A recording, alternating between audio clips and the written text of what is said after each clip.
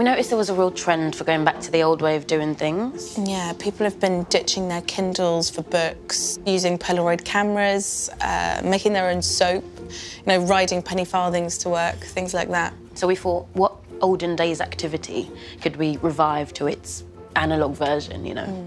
And then we realised death threats. That's why we started these death threat workshops. Just to really take people back to the, you know, the old way of intimidating and silencing people, because I think people can forget how much more personal a physical note can be. I mean, I never really received death threats as a child, but the internet has really changed that now, hasn't it? Yeah, and I mean, with Twitter, for example, you know, I can receive several hundred death threats an hour on Twitter, particularly if I've had an opinion about anything. But online death threats, they really lack the personal touch, don't they? You hardly notice them after a while. Hey, do you want to talk us through what you've been working on, Evelyn? Yeah.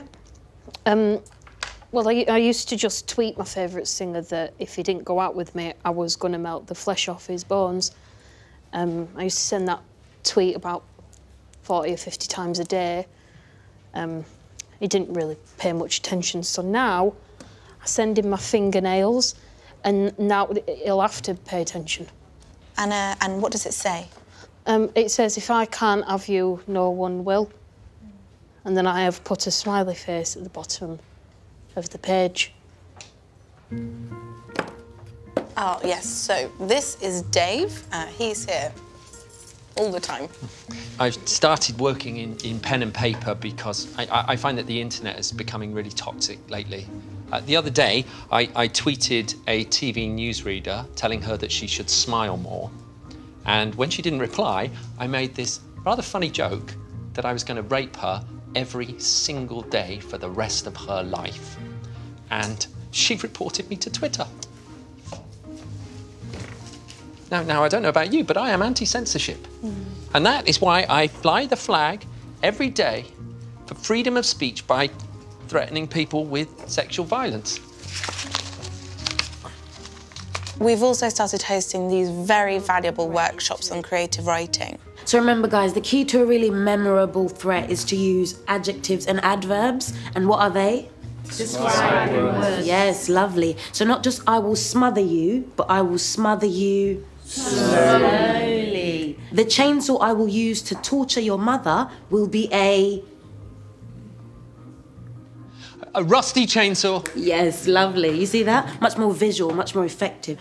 Philippa, what are you working on? So basically, my soulmate, footballer Aaron Ramsey, who plays for Arsenal, selfishly decided to marry someone he'd known for years instead of waiting for me to come out of hospital. So I didn't know what else to write, so I decided to draw a picture of me and Aaron on our wedding day. As you can see, I've used his wife's decapitated head as my bouquet. I also cut off a little bit of my downstairs hair and stuck it on there to add a bit of texture. That's lovely, Philippa. Really interesting. Just remember, sometimes keep it simple, you know. You can't beat a good die bitch. I don't know.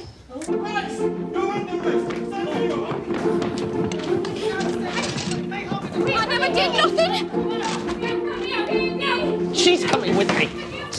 We should have mentioned the police take physical death threats much more seriously. I mean, it's funny, isn't it? Why do the police care so much more about a threat that's written on paper than one made online? No one knows. No. Go in, I'm not going, I'm not going!